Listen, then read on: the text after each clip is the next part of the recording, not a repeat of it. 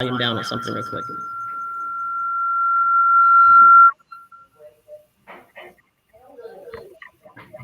Okay, welcome everybody. This is the welcome reception, an opportunity for all of the Insight partners to try and get to know one another in a more informal way. I know that Melissa and I have globetrotted around the United States, visiting all the different campuses and meeting all the different researchers and students. But it's important that we meet one another across the consortium.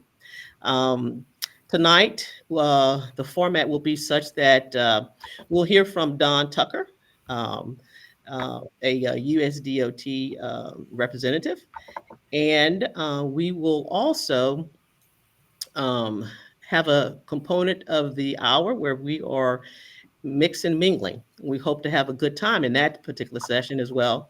The other thing is that we did have a Spirit Award competition ready to kick off, but we're going to do it a little different, and we'll learn a little bit more about that later within the hour. Consider this a Tuesday happy hour to some degree. So if you want to grab something cold to drink and kick back and just have a really good time. With that being said, I'm going to go ahead and introduce Ms. Tucker. And so Dawn is a senior public engagement specialist in the Office of Public Engagement at the USDOT. In her position, she promotes secretarial priorities, opportunities for external stakeholders to engage with departmental leaders, policy leaders, and programs through transportation symposiums, public engagement workshops, and secretarial town halls. Don has served as the liaison for organizations and industries to research and develop strategies to promote greater visibility and connection to overall policy objectives and enhance DOT's outreach through collaborative efforts to integrate and align the DOT's larger mission. Um, Before Dawn joined the Office of Public Engagement, she worked in the Office of the Assistant Secretary for Research and Technology, overseeing surface transportation research grants awarded to universities and federal research laboratories for 15 years. She worked in the public and private sectors of the transportation industry for 30 years. She holds a law degree, and she is a two-time historically Black college and university graduate. Her undergrad degree is from Hampton University in airway science, and her graduate degree is in transportation from Morgan State University. She is a proud native of Harrisburg, Pennsylvania, and an active member of the Alpha Kappa Alpha sorority. With that, and no further ado, Don Tucker, I'd like to have you come to the podium and begin your presentation. And Dr. Perkins, thank you for that kind introduction. You did not tell me it was happy hour too. So I'm drinking water that contains cucumber juice as well as lemon juice. But I would have something else if I would have known that this was a happy hour event. Greetings from the U.S. Department of Transportation. I am delighted and honored to speak with you all this evening. I want to first congratulate Dr. Perkins and her fabulous team for putting together a stellar proposal package. And thank you, Dr. Perkins, for your leadership. This is the first time in the University Transportation Center's program's 37-year history that a historically Black college and university has led a national UTC. This is so important. I would also like to take a moment to acknowledge the Honorable Greg Winfrey and Doctors Melissa Tooley, Patrick Sarzi, and Ali Maher. I want to thank you all as well. For those of you that do not know, many of these individuals were involved with the UTC program before I joined in 2010, and they have made significant contributions to this program. to the Council of University Transportation Centers, and to the transportation industry. So I know we're here today to discuss the UTC program and the National Center for Infrastructure Transformation. But I want to start off first by acknowledging the upcoming changes in administrations. The U.S. Department of Transportation politicals and staff are currently taking steps to prepare for a peaceful transfer of power for the incoming president, Secretary of Transportation, and the new group of political appointees. To our understanding, the president-elect is ready to move on his agenda and has been announcing his cabinet members. So we should hear more about the incoming administration's USDOT nominations fairly soon. So I did want to focus on this administration and the steps that have been taken over these past several years to address and restore our nation's infrastructure, advance racial equity, reduce greenhouse gas emissions, and build more resilient and sustainable transportation systems to benefit and protect communities. The White House recently released a new fact sheet, which you can view on their website if you go underneath whitehouse.gov, showcasing how the bipartisan infrastructure law funded projects are repairing old bridges, making roadways safer, upgrading our ports to be more efficient, modernizing airport terminals, and expanding public transit and passenger rail services. Since the passage of this legislation in November of 2021, the government has provided over $501 billion to over 63,000 projects in more than 4,500 urban, rural, and tribal communities. The bipartisan infrastructure law, as we also know it as the Infrastructure Investment and Jobs Act, also created several new programs in the Office of the Assistant Secretary for Research and Technology, which is currently led by Dr. Robert Hampshire. And some of these programs include the Advanced Research Projects Agency for Infrastructure, also known as ARPA-I, the Strengthening Mobility and Revolutionizing Transportation Program. This is led by Stan Caldwell, and he also used to be involved in the UTC program at Carnegie Mellon University. So we have 2 years left of the bipartisan infrastructure law. We must continue building a better transportation future for all and implementing the department's research priorities and strategies as outlined in the U.S. Department of Transportation's Research, Development, and Technology Strategic Plan. And a big part of this is happening through our University Transportation Centers program, which brings many of you here today. The bipartisan infrastructure law reauthorized this program for $450 million. That's almost double from what we were getting before. That's $90 million a year from fiscal year 2022 to 2026. And the funding awarded to this slate of current grantees includes historically Black colleges and universities, tribal colleges and universities, other minority institutions and community colleges to advance the state of the art in transportation research, technology, and develop the next generation of transportation professionals. And as some of my colleagues already know, like Dr. Melissa Tooley, I have been an advocate for minority institutions since I stepped foot in the program in 2010 and worked hard to try to better position these universities in the program. Since 1987, this program has helped to address our nation's ever-growing need for safe, efficient, and environmentally sound movement of people and goods. Plus, this program has helped USDOT address critical workforce needs in our country and educate the next generation of transportation leaders to tackle concerns of preserving our environment, preserving our existing transportation system, improving the durability and extending the life of our transportation infrastructure, reducing transportation cybersecurity risk, to name a few. And the cybersecurity risk, that's the newest one to our list of research priorities that is that was added through the bipartisan infrastructure law. This program has been guided by brilliant researchers and faculty. And I know for a fact, because I've worked with them for almost 15 years, and these individuals have addressed real world challenges and developed new breakthroughs, and while making significant contributions to transforming our America's transportation system.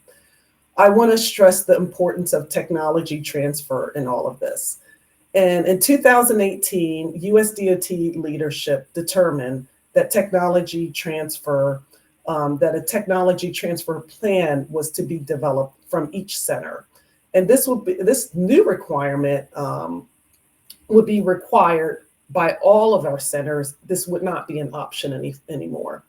Therefore, we amended our grant deliverables and reporting requirements documents, as well as our general provisions documents, which I'm sure all of you all are very familiar with by now, to recognize this new requirement. Research on materials, structures, and maintenance and repair practices to extend the life of our existing multimodal transportation system continues as a departmental research priority. We must continue developing tools, technologies, and guidance to improve infrastructure durability, longevity, and sustainability through innovative materials and structures. Advances in technology, engineering, and data science research are changing how USDOT and our stakeholders assess and address transportation issues and concerns in all modes of transportation, not just surface transportation. Which leads me to my second area of importance, which is workforce development. Our research, development, and technology efforts must not only support educational programs and workforce development that create and promote opportunities for careers in transportation, but also enhance efforts to recruit, develop, hire, and retain a diverse and inclusive workforce. By supporting the development and use of mentorship, internship, and apprenticeship programs designed to increase the participation of underrepresented and historically disadvantaged groups in the transportation workforce, we ensure that everyone feels included and valued in our industry. Now is the time to keep progressing forward. Nonetheless, you all have showed me how much can already be achieved. So let me express my heartfelt gratitude to all of you for your unwavering commitment and education to advancing transportation through research. Your efforts are truly, truly appreciated and recognized. And I'll end with this. We've gathered here today with one of 5 HBCU-led UTCs out of 35 centers. Again, this is the first time in the program's history that we have 5 HBCU-led UTCs, which is significant. And my colleagues that I mentioned earlier, they can contest to this. To ensure no one is left behind, we must continue supporting our HBCUs like Prairie View A&M University to help address transportation issues, influence policy, and support workforce opportunities for underserved and underrepresented populations. USDOT is proud to partner with Prairie View A&M University and its NCIT partners, and we are incredibly proud to partner with an HBCU of this historic standing to deliver transportation solutions for the future. I want to thank you for the opportunity to address you and for your commitment to advancing transportation through research. It's an honor to be with you here for me right now in the Northern Virginia area. It's 6 p.m. and it's evening time, but I'm sure you're going to have an awesome event these next 2 days. And again, thank you. I'm not sure if you want me to address any questions or have an open platform, Dr. Perkins, but Yes. to you. And we do have folks monitoring the chat. And so as those come up, we will get those presented. But I'll go ahead and get things kicked off. You have 2 degrees that are transportation related. And of course, things have changed over time, particularly within our educational process and just promoting transportation across a number of disciplines, because it's important that folks realize that transportation is not all about engineering. It's about engineering and non-engineering disciplines. So with that, can you kind of share what might be some strategies for us to consider when it comes to attracting young professionals within the transportation field? Um, I will give you some of my history with the UTC program.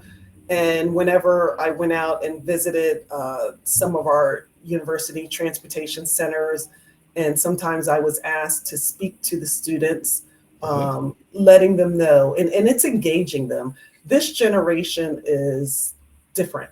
They're different in ways that you really have to show them or explain to them the opportunities and what can come about as a result of a career in transportation. And it's painting that picture. So oftentimes I will let students know my own personal story of how I even got to where I am today, because transportation was not on my radar. I will tell you that. I was a math major when I was in undergraduate school. Coming from Harrisburg, Pennsylvania, I was born and raised on the outskirts of Harrisburg. So we got around by bicycle or by car. So my exposure to transportation was little, it was minimal. Unlike certain areas where you have these major international airports, these advanced subway systems, I didn't have that. So, in talking to students about transportation, I let them know my career and how I don't regret the decisions that I made in switching majors from math to airway science. I think it was the best thing that I could have done. I didn't see the path when I was a math major. However, once I was in airway science and heavily exposed to the aviation industry, this was something new to me. And I think we definitely have to make it exciting in terms of the internships. When students come on board at USDOT, I expose them to as much as possible. I take them to our crisis management center. Recently, the deputy secretary, we had guests from Women's Transportation Seminar and their interns, and it was about 35 to 40 young females. And I gave them, I had speakers lined up that spoke with them. Veronica Vanderpool from the Federal Transit Administration. She's our acting administrator, now deputy administrator. We also had other political appointees speak to them about careers in transportation. And then I gave them a tour of our crisis management center, and they were just so overwhelmed and grateful to even have that experience. And then what they also did was the leadership from Women's Transportation Seminar, they took them on tours. So that was, some of them, it was their first time riding Metro. So I think it's those exposures and, the memories that they can, build, and the relationships is definitely key. So, and also I want to hone in on something. I never had a mentor when I was in undergraduate school. And I think mentoring is key in working with our youth. I tell people, please don't hesitate, call me. I am open. I am the type of individual. I want to work with you. If I can help you get to where you want to be in your career pursuits, definitely, by all means, email me. I've given people my personal cell phone number. No one's called me yet, but I've had some people reach out to me on my work cell phone, because I'm just that type of person. And, and maybe it's my background. My mother is a retired teacher, so I'm used to seeing her working with students. So I just want to be able to help others as well. Okay. Well, thank you there. Are there any questions in chat? Yes, we have one question that came into Q&A, and it's from Melissa Tooley. Dawn, thank you for joining us for our reception. Can you discuss how the change in administration might impact the implementation of the bill, the BIL? I will say this. We are going to experience some changes. And right now, there's a lot of uncertainty, with the bipartisan infrastructure law. It focused on a lot of things such as our environment and, climate change and advancing racial equity. But I definitely see some of these things change. And as Dr. Melissa Tooley knows, this is not our first time with an administration change. So, my advice to a lot of the university transportation centers, the researchers and the students, focus your research efforts on the administration's priorities. And then that way, and your focus on what you submitted in your proposal package, you can't go wrong. And we have such a strong mission within the U.S. Department of Transportation. It's safety. And, if you follow the mission and the strategic objectives of the U.S. Department of Transportation, as well as our research, development, and technology, strategic objectives and our priorities, you can't go wrong. Racial equity, I'm sure, in an environment and climate change will not serve to be priorities of this new incoming administration.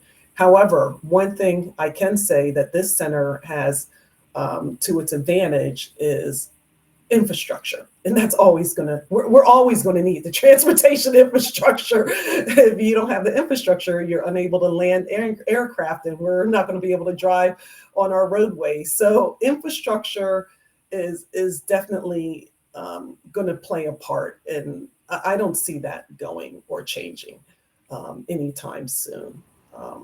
Other than that, so I don't see many changes other than some of those that are coming down the pike. And we're currently re-strategizing ourselves right now for the possible changes that could occur in the department. Again, I've worked with the Trump administration and supported the political appointees when Trump was in office.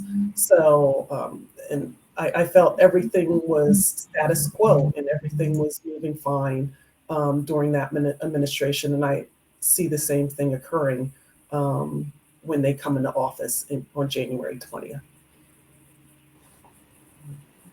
Thank you there. Any other questions? Yes, we have another question from Claudia Zapata. Okay. She says, what strategies does the USDOT Office of Public Engagement prioritize to ensure diverse community voices are included in transportation decision-making? She also followed it up with, and how can we as partners amplify these efforts to reach underserved communities? Great question. Well, a huge part of my portfolio when I left the Office of the Assistant Secretary for Research and Technology, and I so miss that office, so was to carry out public engagement events. And these were secretarial events, town halls, transportation symposia, as well as public engagement workshops. And we were on the road. We've held three different public engagement workshops, one in Phoenix, Arizona, Atlanta, Georgia, as well as Chicago, Illinois. And then we also had a virtual public engagement workshop. And what we were trying to do was bring the public together with the transportation practitioners. We were inviting people from trade associations, people from underserved communities, and teaching them about the transportation planning process. And then in turn, we were working with the transportation practitioners and educating them about meaningful public involvement. So, as you know, part of the transportation planning process, you should have the public involved in it. And a lot of times they are unspoken voices. So we were trying to make sure that there was a connection made. I'm not sure if this work is going to continue with this upcoming administration. I will say in the bipartisan infrastructure law, public engagement is sprinkled throughout the legislation. So hopefully we can continue the work and continue trying to advance this country in terms of making sure that everyone is included, underserved communities, underrepresented populations, that they're actively involved in the transportation planning process. But we also now need to focus on project delivery. And, there's a lot of money that's been coming out of the door, flying out of our door right now. I can't even keep up with all the projects that are going on. And I'm right here in the secretary's office, and I'm just amazed with the amount of funding that we have going out. My supervisor, Kala Wright, she's a senior advisor as well to the secretary. And I'm just overwhelmed, given on a daily basis everything that federal highways doing, federal transit, federal railroad, federal aviation. It is impressive. And one thing I can say is that this administration came in and we all worked hard. And hopefully we're all going to continue to do the same for the upcoming administration as we continue to carry out the bipartisan infrastructure law.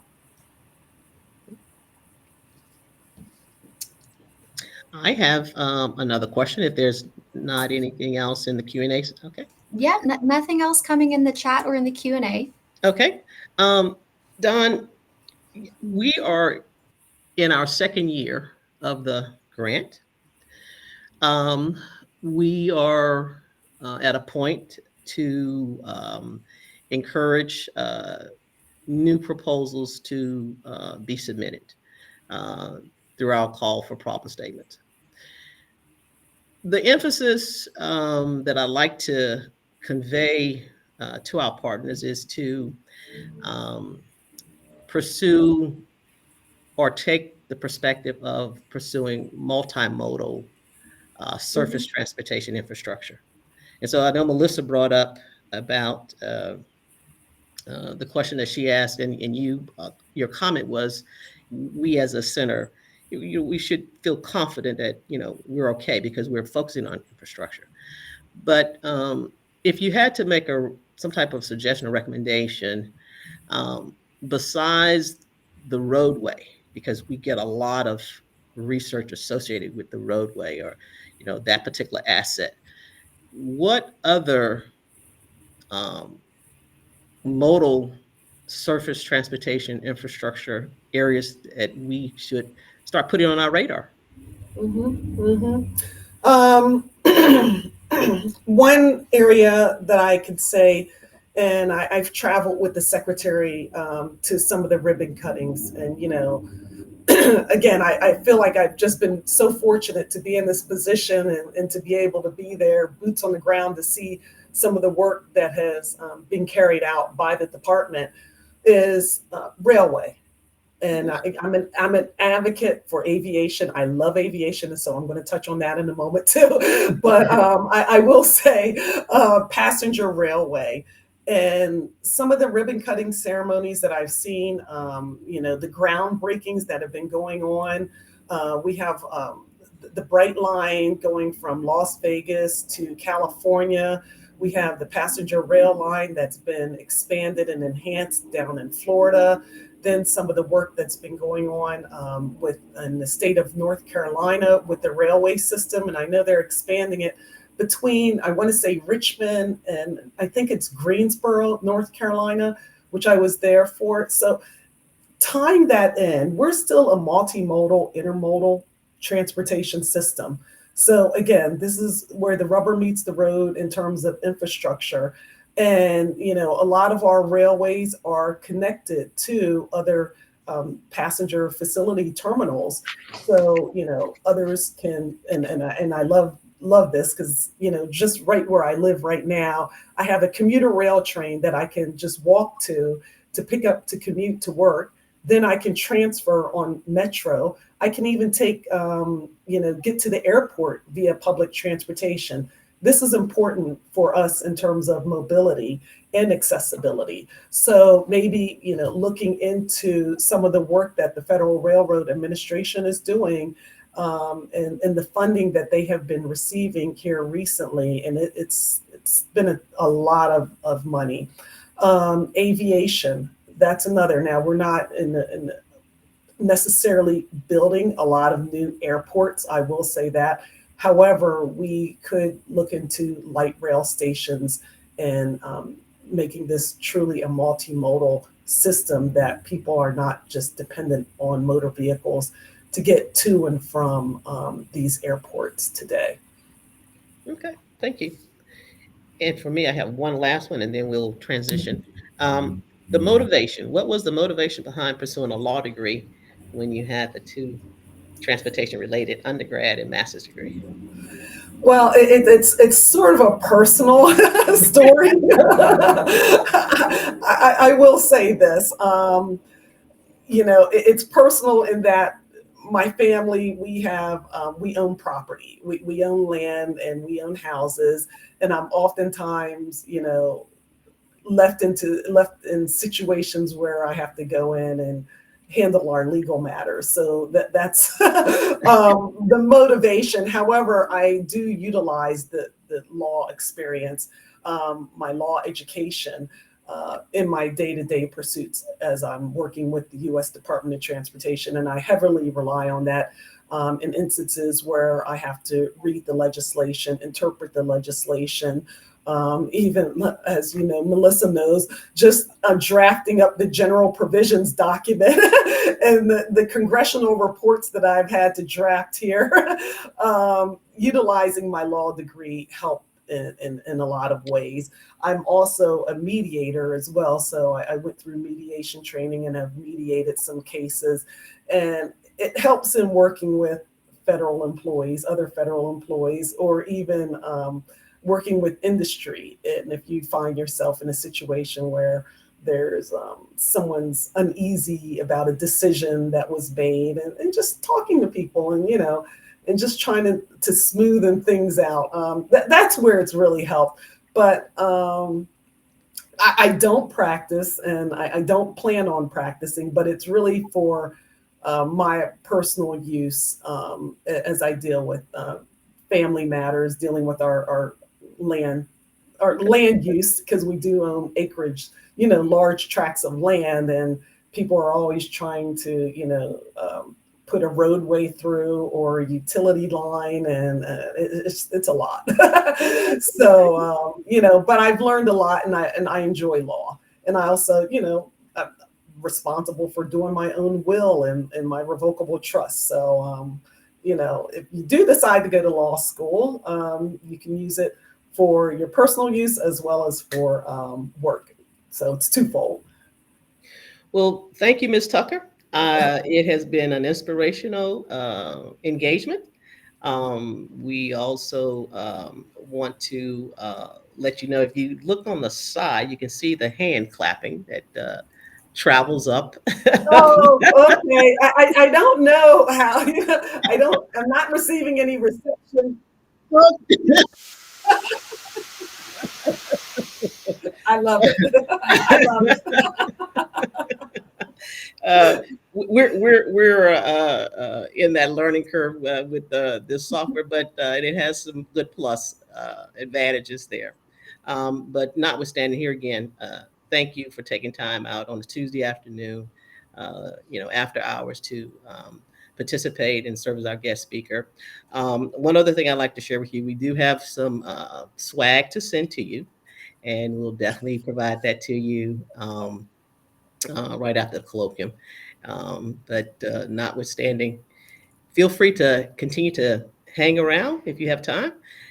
Be a part of the next phase, which is the mix and mingle component.